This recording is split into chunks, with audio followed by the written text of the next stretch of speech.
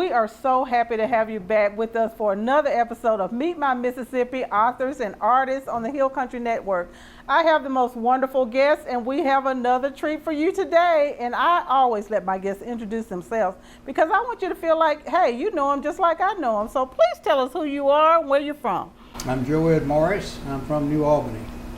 I live in Tupelo. Okay. Now tell us what you do as far as outside of being an author. Well, I'm a psychologist. I'm a retired United Methodist minister, and I'm a jury consultant. I garden. Okay. And I work out every day, and I practice the piano every day. Okay, wonderful. Have you played the piano since you were a child, or how did that come? Yes, my mother ensured that I would play the piano. Oh, that's wonderful. So did you grow up in New Albany? Yes, on Cleveland Street. Well, to a couple of places, and then eventually landed at Cleveland Street. Okay. And where did you graduate from high school and college? 1960. Okay. You don't want me to bore you with I do. We have to get those connections in there. We want to know where you went to school, all that stuff, honey. We got all day. You can't hit a moving target. So I started out at Ole Miss. Okay. Then I went to Delta State. Then I graduated from Millsaps. Then I spent a year abroad at the University of Edinburgh studying theology. Yes. I came back and got my PhD in psychology from Ole Miss. I spent a year above the Arctic Circle as a chaplain in 1972-73, which was an interesting experience. I'm sure. Well, if you saw the movie Patton, there was a chaplain in that movie who wrote a prayer for him that got a lot of press because the weather stopped just long enough for troops to get into the Battle of the Bulge. Well, he was my boss above the Arctic Circle. You're kidding me. Paul Mauer. Oh, okay. And so anyway, then that's when I started writing seriously because now that's what I want to get to that. Time on my hands. But you said something. You were at an author's panel in at the Link Center, and you said that you really never got into writing or anything until you went to Delta State. That's right. Because the magic of the Delta made you poetic and made you write poems. I'm like, yes, people say that all the time. I'm so glad he just put it into words. Now tell us about that magic, because I'm telling you, there is something about the Delta that people cannot explain. The Delta has a singular personality. Yes. It has a mystique all of its own. It does. And so when I got down there, I thought I want to write a sonnet because our teacher was focusing on sonnets in sophomore lit. Okay. So I'm sitting in the library and I can see a full moon rising and there's a breeze blowing in, and I thought I'm going to see what if I can't put something together. So I put together this sonnet, and I wanted it to be a good sonnet. So it was iambic pentameter rhyme scheme. Okay. And it also had rhyming every other couplet. Okay. And then a rhyming couplet at the end. And the title of it was Summer's Last Retreat, because I was there in September. And I didn't want to give it to the English teachers because they're left brain and they would tear it apart. So I thought, who might like this poem? And I thought about my art teacher. It was Malcolm Norwood, who is an established Mississippi artist in his own right and quite well known. And so I took it over to Malcolm, and I said, Mr. Norwood, I've got this poem here. My hand was shaking when I gave it to him. And he said, let me see that thing. And he took it, and he read it, he nodded, and he nodded again. And I'm thinking, this is not good. And he nodded one more time and looked up at me and says, can I have this? Wow. For a while. Okay. I said, well, sure. I mean, I don't know what to do with it. Right. Gave it to him. It was a year and a half later, walking across the quadrangle, that he motioned to me and said, Joe Edd, come to my office. And that created some nervousness. Right, because anxiety. I spent a lot of my life going to the office. So I followed him over to his office, and there was this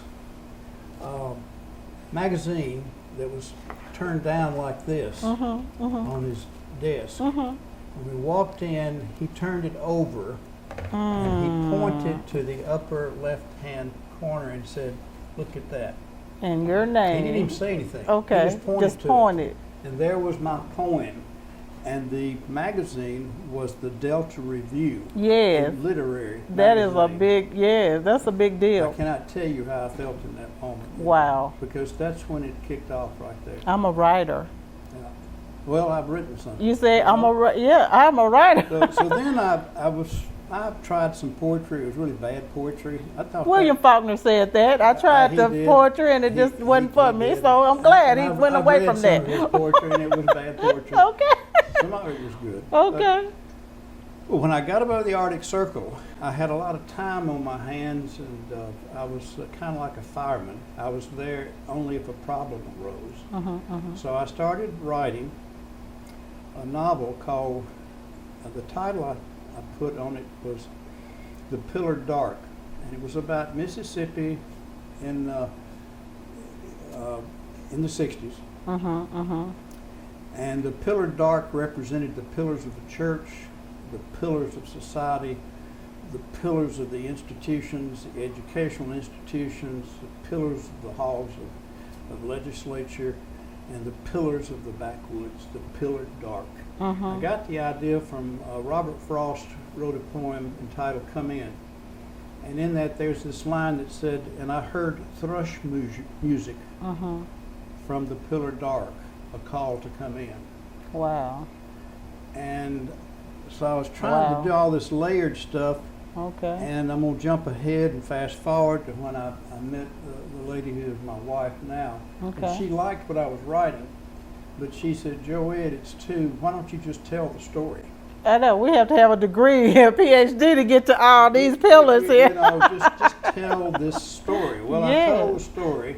Okay. And rewrote it, and there's a lady in Tupelo who was a retired English teacher, Frances Patterson. Oh my goodness, I loved her. And so Oh my I'm goodness, I in loved Frances's her. home, and Frances, what do I do with this? And she said, "Let me read it." Oh my So I goodness. gave it to her, and she read it, and we came back, and she said, "Joe Edd, you need to see Evans Harrington." I said, "Who's Evans Harrington?" She said, "He's the head of the English department at Ole Miss." Okay. Or the emeritus chair. So I took the manuscript, and a date was set with Evans in Ole Miss at Square Books up on the balcony, which is no longer there. Okay. And we sat at the end, and I delivered it to him, and we met, and he was gracious, and he said, "We'll get back." He said, "Let me read this and get back to you." So about 2 weeks later, we met again, same place, same table, same view, The square. square. Yes. And he said, "Well, Joe Edd, this is got some good stuff in it, but I think this is the novel that you wrote to learn how to write a novel." Okay. Okay. I said, "Well, In the throat. would you give me a chance to Yeah, do it. give me a chance Fix to it. to fix some of this Yeah. stuff?" He said, "Sure." So the next time, Sandy, my wife, was with me, Okay. and we met him in his home, and I gave him the new revised manuscript, and he said, let me have it." Well, what I gave him was the manuscript, but I also gave him the outtakes, what I took out. Okay. You wanted to put them back in, didn't you? Well, so the next time we get together, it's at Mallard's at the Peabody. Okay. Because Love they're the going Peabody. to listen to their friend Dardanelle play the piano. Okay. Some of our folks may have heard of Okay. Dardanelle. And he said, "Well, Joe Edd, this is really much better," but he said, "What I really liked I really liked a lot of the stuff You took out. It was better Exactly. than what you left in." Exactly. That's how it goes. So thank you, Evans. And I started on another novel. Decided I'd worn this one out, and I just let it rest a while. Right. We're gonna come back to Yes, it. absolutely. We got time, honey. We got time. Believe me, we got time. All right. Well, let me play this out. Yes. You may remember there was a murder at Northeast. A classmate bludgeoned her roommate, suite mate, with a military drill rifle. Okay. Yeah, I heard about And that. I was teaching there. Okay. And so I decided to write a novel about it, but change all the names and everything, even change the location, put it over in Alabama. And the first title was pretty catchy, Murder in the Dorm. Did you think Oh that's a yeah, catchy that's title? deep. Well, the agents, I sent it out to a bunch of agents. They didn't think Right, it that's was too deep. catchy. They said we got to come up with It's something something different. else. So I came up with the absence of motive, because they Okay. never could establish a motive. Okay. And And what year was that? But that was oh Lord, I forgot, but I remember about that. 86, Okay. 1986, 87. Okay. But several years later, I rewrote that novel, and when I'm writing it, I gave it to Evans. Evans read everything I'm writing at this point, short stories and everything. Okay. All of his stuff's it's in the archives at Ole Miss. Some Yeah. of my stuff is in there with him. Okay. Wow. I feel complimented. That's wonderful. But I took it over to Evans to read, and he read it and got back with me, and he said, Joe Edd, he said, and then I started writing Land Where My Fathers Died. Okay. And he said, you hit your voice on the last page Of that of book. An Absence of Motive. You hit that voice Okay. for Land Where My Fathers Died. What is the voice of Joe Edd Morris? Tell us Well, about I mean, that. it depends on the subject. What book, Yeah, right. Yeah, just it varies. I have lots of voices. Yeah, yeah.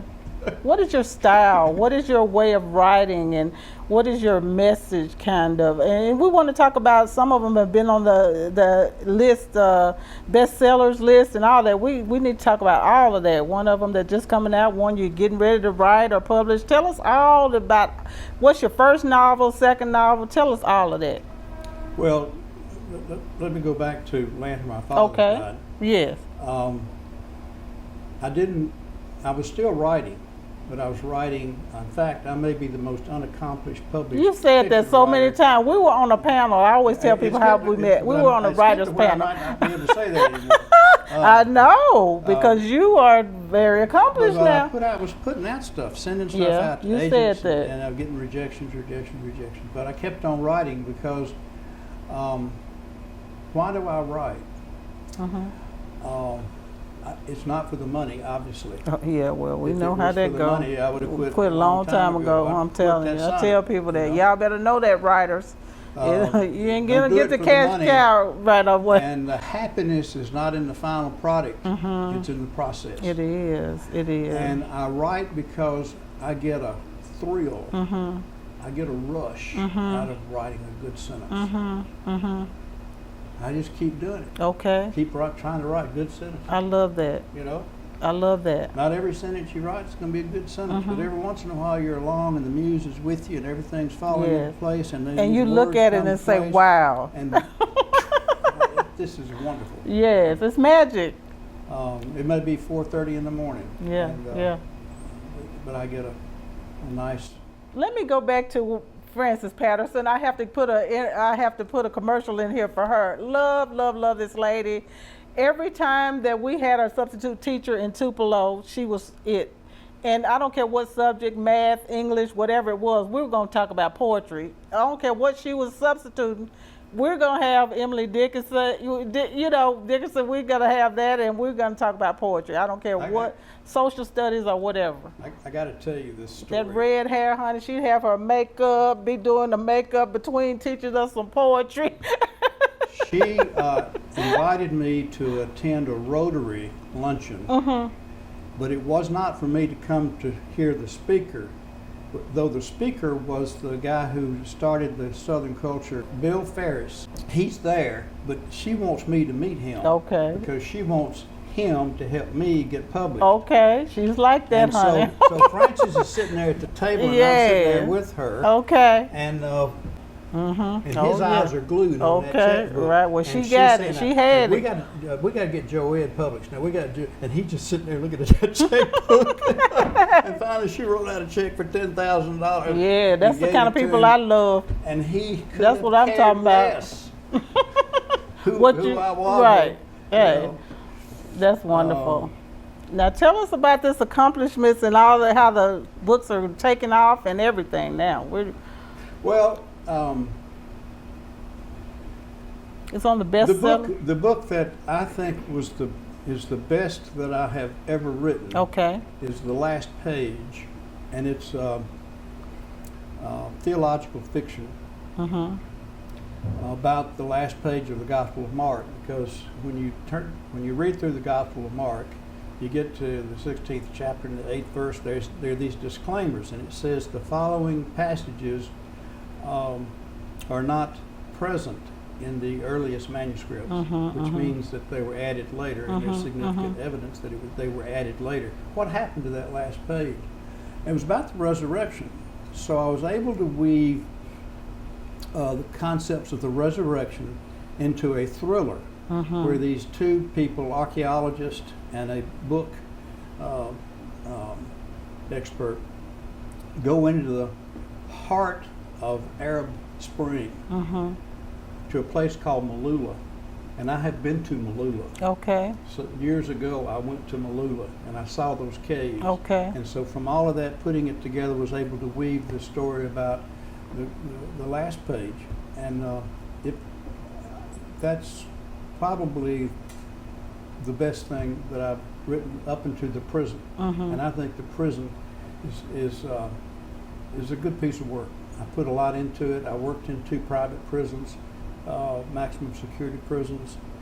And then, but this next book, remember I told you to put a bookmarker there yes, about the I want Pillar you to Dark. say that, yes. Okay. The Pillar Dark has morphed into, get this, Okay. an imperfect, perfect murder, the summer of '64. Oh, okay. Okay. And it's supposed to come out next May. Okay. And the same publisher is The Prison, Black Rose. Okay. Aren't you doing a book about a church or something that was burned or That's church? it. Oh, that's the book. That's the book. Okay, now what is the whole synopsis of that book? Yeah. Well, it's these 3 kids that grow up in New Albany, Mississippi together. Okay. 2 black, 1 white. And they drift apart after Brown versus Board of Education. Okay. 1954. Okay. And while my protagonist is the pastor of a church, of 11 church circuit in Holmes County, Okay. he goes to a meeting, and there his 2 black friends Okay. surface again. Okay. They're reunited in a way that puts them on a collision course with the Klan Okay. and 2 grisly murders. Okay. Now that's Wow, y'all got to get this book. The name of the book is? An Imperfect, Perfect Murder, Okay. the summer of '64. That is beautiful. Now tell us all of your books and then your website. Tell us all of your books. Can you remember all of them? You got so many. I don't really, it's not that many. And a little synopsis about each one of them, just so they'll know where you're coming from and all of them. The first one and what it's about. Well, let's talk about the nonfiction. Yeah. work Okay. Yeah. first. Right. Yeah. I wrote a book, but what's interesting is all those got published. Yeah. It's the other yeah. ones that I didn't Yeah. publish. Revival of the Gnostic heresy, fundamentalism. And that probably, Oh, I remember you It's, talking about that book. yes. you know, yes. too, yeah. too detailed and Right, all that. But, right. But I wrote it because I grew up a fundamentalist Okay. in New Albany. Okay. And the person who led me into the ministry was gay. And that's never bothered me. It opened a world to me that I probably would never have seen if he hadn't been in my life.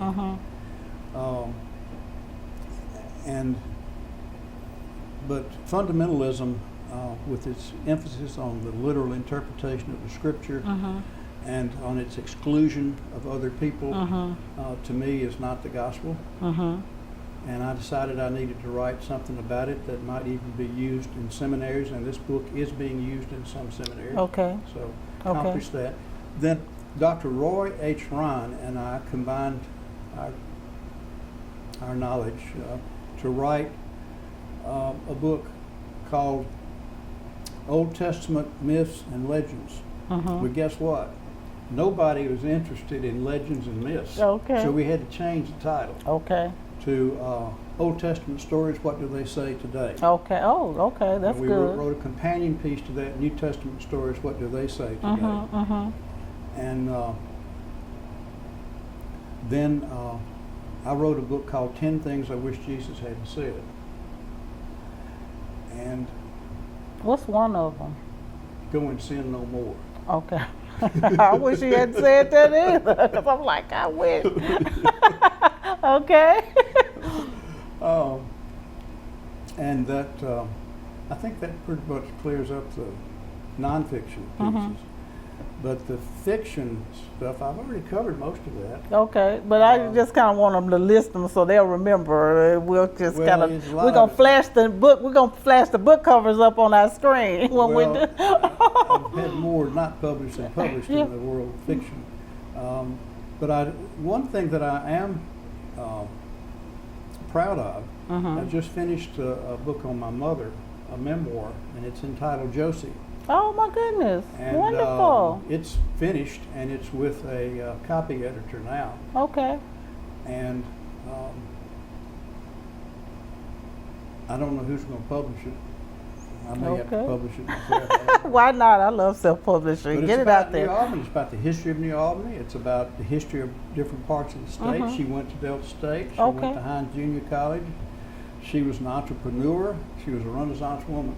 That is beautiful. And there was not anything that she And her didn't or story couldn't do. needs to be It told. really does. Yes. Because it's not just her story. There are a lot of women like her. out And there. what's her name? Josephine? Josie.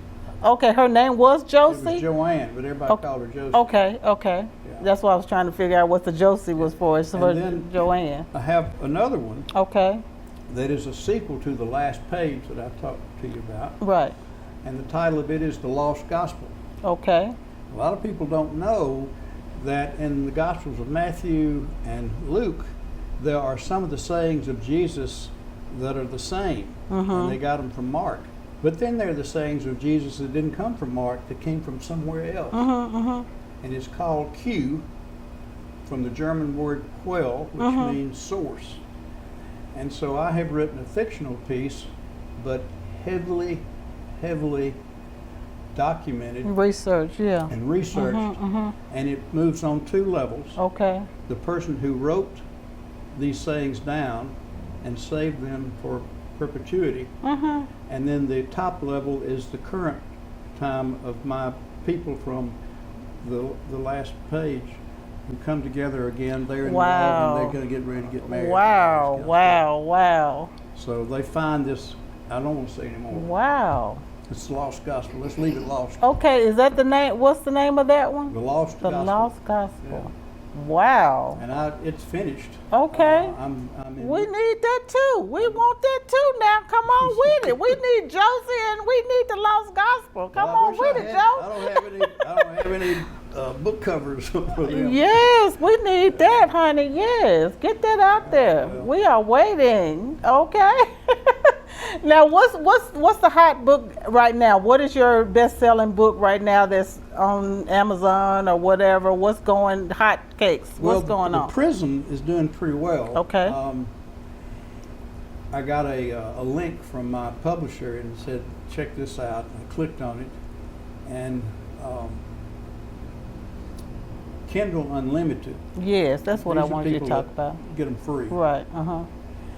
It was #1 in mystery. Right. It was #1 in thriller, and it was #1 in domestic terrorism. That's wonderful. It's, For several days it was. I don't know Okay, that it is yeah. still Well, it now. changes that by the hour, so that's really good. I mean, it changes hourly It does, sometimes, it you does. know. So that's saying something. That's nice. That is one. Now, give us your website and give us your message of your writing and what you would like to say to writers.